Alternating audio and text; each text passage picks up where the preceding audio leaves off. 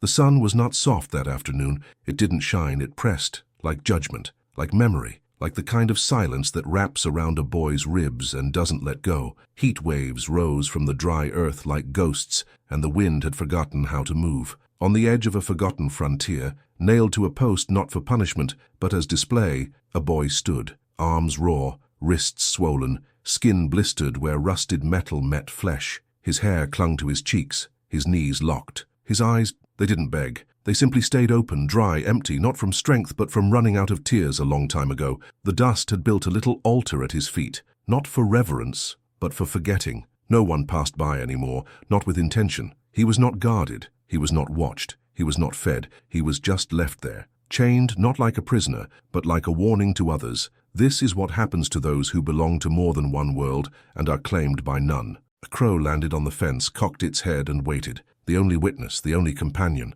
The boy did not shift. He hadn't spoken since they nailed him there. Not when the men laughed. Not when the women looked away. Not when the preacher's boy threw rocks at his ribs to see if mixed blood bruised differently. What hurt wasn't the hunger, or the iron, or the heat. What hurt was the knowing, deep and dull, that no one had ever called him son. Not even in anger, not even by mistake. On his belt, still hanging by a worn thread, was a cloth pouch, stained, fraying, half buried in the dust that the wind refused to carry. Inside a carved bead, a braid of black hair, a scrap of hide with markings he couldn't read. He never opened it in front of others. He didn't need to. It was all that was left of someone who once whispered in a language the world didn't want to hear. And then, a sound not louder than silence, but heavier, the distant thud of boots, steady, hesitant. A shape emerged through the shimmer of heat, a silhouette too clean for this place, too out of place to be welcome. Blue coat faded with time, hat pulled low, rifle slung like memory across his back. He walked like a man who'd once marched under orders and never quite stopped. Each step closer slowed, not from fear, but from recognition. Some men recognize wounds before they see faces. The soldier stopped a dozen feet away. No words, no questions. He saw the post, saw the chain, saw the boy. And then he saw something else, something he hadn't seen since Tennessee, when a burned village left only a girl holding a doll with no arms and the same kind of eyes. Eyes that didn't cry, eyes that didn't flinch, eyes that said, "You're too late, but I'll let you stand there anyway." The soldier didn't speak. The boy didn't blink. The wind didn't move. Only the crow, shifting once on the rail, seemed to wonder what would come next. And in that stillness, before choices, before words, there was already something broken being seen, not fixed, just witnessed. And sometimes that's where healing begins, not with rescue, not with redemption, but with a silence that chooses to stay. Mercy, when it comes, rarely announces itself.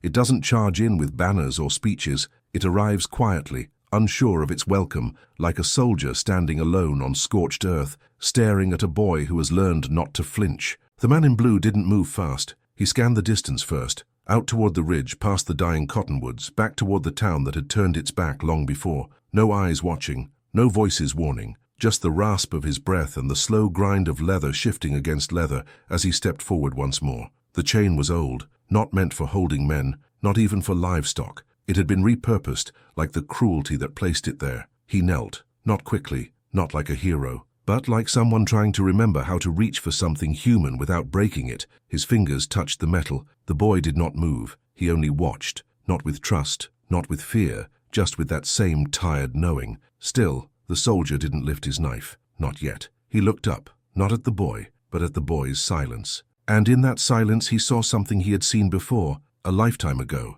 in the way a mother held her child after a raid, both burned from the shoulders down, neither crying, just breathing. Because breathing was the only thing left to do. And then the boy's lips parted, just barely. No cry, no name, just one word, small and dry, and not even fully shaped. Water. It wasn't a demand. It wasn't even a plea. It was memory. It was muscle remembering that some things used to be given without price. The soldier blinked, fumbled for his canteen. The tin felt too loud in his hands. He unscrewed the lid with fingers that once loaded rifles in the dark. He tipped the spout gently. Waited. The boy didn't lunge. He didn't gulp. He only leaned, barely, and let a single sip touch his tongue. He swallowed like someone tasting the idea of mercy, not the liquid itself. And in that moment, the soldier saw more than the wounds, more than the dust, more than the brown eyes dulled by abandonment. He saw a boy who still hadn't given up entirely, who still reached toward water when it came, who still carried a pouch on his belt as if it meant someone, somewhere, once believed he mattered. He didn't cut the chain yet. He just sat, the tin cup in his hand now half filled, trembling a little like the boy's trust. Not full, not empty, just enough to show there might still be something left, something that could, maybe, be remembered or rebuilt. Nightfall came with a brittle hush, as if the world paused to mourn what had happened under the sun. The soldier, his back to the dying embers of the campfire, reached for a tin basin filled with water cooled by darkness. He scrubbed his hands not to cleanse dirt, but to wash away the memory of past commands, the echo of orders that had sent men into villages and returned them with blood on their boots. Each stroke of his sleeve across knuckles was an apology spoken without words, a confession carried by brackish water sliding down his arms. Inside the small corral, the boy pressed himself against the fence's corner, his evening shadow reaching through the rails like a wounded creature seeking refuge. He stayed away from the fire's warmth, as if its glow threatened to crack open old scars, to reveal the hollow spaces beneath his ribs that had known only cold for too long. The boy's cheek bore a pale line, an old cut from a neighbor's son who spat, "You don't belong anywhere," and then swung his stick. That scar was not just a gash, it was a sentence etched into flesh, an echo of exclusion that no soap could erase. The soldier looked up, saw the ridge of the scar illuminated by moonlight. He set the basin aside and approached slowly, mindful that some wounds cannot be touched without tearing open more. He knelt again, not to tend her skin as he might a dying horse, but to honor the pain held there. He reached tentatively, offered a soft cloth. The boy did not lean in. He shook his head, eyes narrowing not from anger, but from the hurt of being offered attention he didn't know he deserved. So the soldier sat back and watched the night sky, letting the boy's silence speak instead. The stars glimmered overhead, small fires that had survived darkness, that had never asked forgiveness for shining. He pulled a small loaf of hard bread from his pack and placed it on a rock beside the boy. No invitation, no rush, just a loaf that waited. The boy's gaze flicked to the bread. He reached, plucked it gently, as though handling something precious. He bit once, carefully, letting the crumbs fall into the dust. The soldier said nothing. The night said nothing. And for a moment, the boy and the man were two souls, linked by the recognition that some stains, on skin, on spirit, cannot be scrubbed away. They can only be seen, held and carried onward, with tenderness that neither demands nor diminishes. In that quiet, the soldier understood, healing isn't about erasing what was done. It's about choosing to sit through the dark, to let the pain air itself out like a wound burned clean by moonlight, to share bread without words, and to stay, even when forgiveness feels too big to hold. At dawn, when the horizon glowed pale and uncertain, the mule stood tethered to a post, head low, eyes glassy with mistrust. Its coat was dull, its ribs just visible beneath a layer of dust and old bruises. The animal's labored breath smelled of straw and sorrow. Around it the world stirred, coyotes slipping through sagebrush, wind threading through barbed wire, the first bird call wary, as if afraid of being heard. The boy watched from the corral gate, silent as the mule, his own body coiled tight from days of standing still. Neither creature spoke, yet both knew the weight of chains, one of iron, the other of memory. The soldier approached, hands empty, voice quiet enough not to startle. He knelt beside the mule's flank, placed a gentle palm on its side, where a scar cut like an old promise. The mule jerked once, then settled, as if surprised by an offer of kindness rather than commands. The soldier didn't coax, he simply sat, letting warmth radiate from his hand into the animal's muscles. The boy stepped forward too, each footstep measured, a silent echo of the mule's own stillness. He extended a trembling hand, brushing a fingertip along the mule's neck where dappled fur gave way to open skin. Neither moved too quickly, neither spoke. Time stretched and contracted in that field. A cloud drifted across the sun, and shadows played on the mule's flank like living things. The soldier reached into his pack for a bit of feed, crumbly oats mixed with a pinch of salt. He released a handful into his palm. The mule sniffed, hesitated, and then nibbled. The boy exhaled, his shoulders loosening in slivers. He knelt and scooped more, offering it quietly. The mule ate one grain at a time, as if learning that trust arrives in small pieces. When the soldier rose, he touched the mule's saddle and then the boy's shoulder. No words passed, but a decision was made. The mule whinnied softly, stepping forward as the soldier loosened the tether. It did not bolt, it did not recoil, it simply turned, standing beside the boy, both newly unbound, yet steadied by each other's presence. Under the wide open sky, the three formed a silent trio, man, boy, mule, each carrying burdens that once refused to budge. And in that shared calm, the soldier saw that the hardest journeys begin not with a gallop,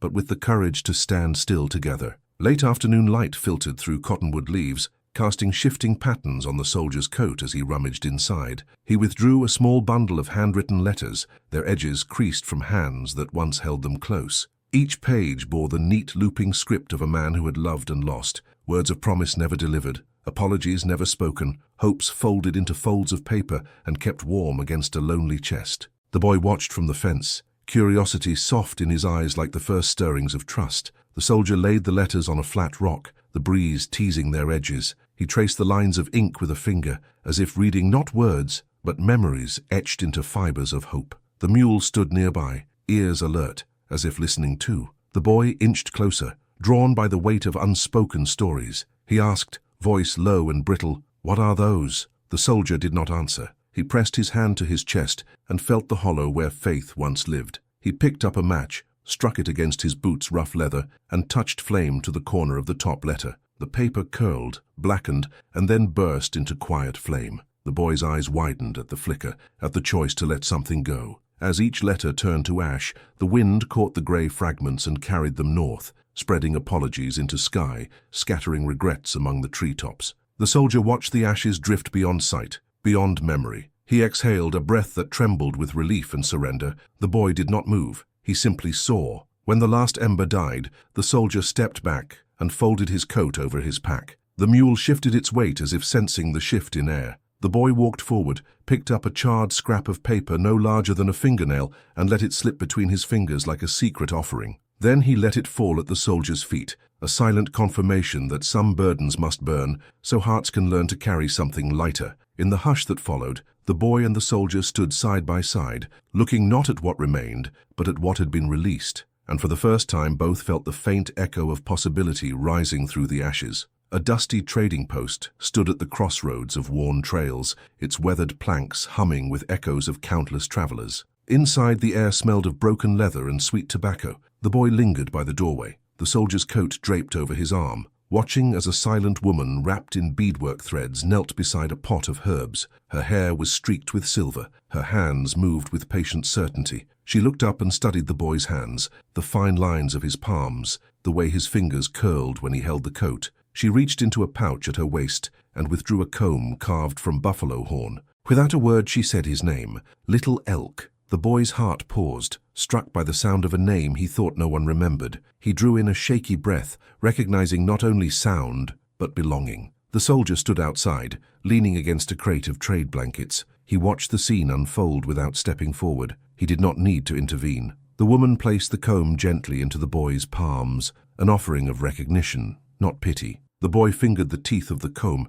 tracing each edge as if decoding a secret carved in bone. She did not say she was kin. She did not promise salvation. She simply nodded once and returned to her herbs, her eyes never leaving the soil of their shared land. The boy tucked the comb into his pouch and turned to the soldier, finding in his gaze a mirror of wonder and quiet pride. As they walked away from the trading post, the comb nestled against the pouch. The boy's steps were lighter. He carried not only the soldier's coat, but now a piece of his story reclaimed. The mule trailed behind, its hooves stirring echoes of belonging along the dusty road, and for the first time, the boy did not look back at the post. He only felt the gentle weight of a name finally spoken, and a mother's touch remembered. Morning light creased the horizon in soft lavender, unveiling a silent camp. The soldier's horse stood alone, its saddle neatly cinched but empty of human weight. The reins draped over the pommel like a waiting invitation. The mule grazed a few yards away, lifting its head every so often to nicker gently, as if asking where his companion had gone.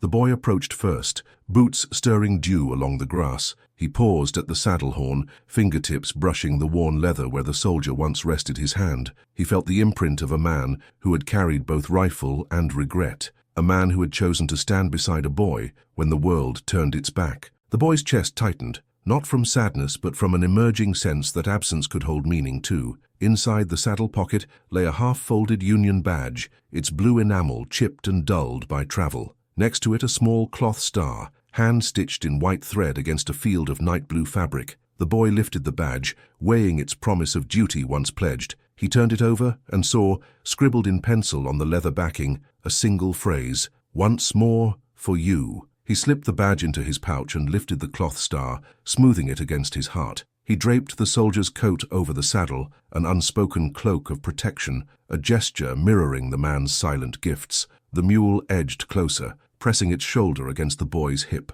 Together they stood in the quiet morning, two souls linked by a bond neither had chosen, yet both had honored. Without a word, the boy mounted the mule. He adjusted the coat folded beneath the saddle, tucking the star inside so it rested against his back. He reined the mule forward, toward open plains that stretched beyond memory's edge. The empty saddle behind them held no promise of return. Instead, it stood as testament to a choice made, to walk away from chains, to carry what remained of compassion, and to ride into a future claimed anew. Fog curled along the low hills as the mule carried the boy into dawn's pale quiet. Each step softened the imprint of hoof and heel upon dew-soaked grass, until at the river's edge neither track nor tread remained. The water moved steady, unhurried, a mirror to the sky above, reflecting both past wounds and emerging hope. The boy paused, feeling the river's cool breath against his boots. He watched his reflection ripple, fractured by current, then smoothing again, as if forgiving itself. He lifted the soldier's coat from beneath the saddle,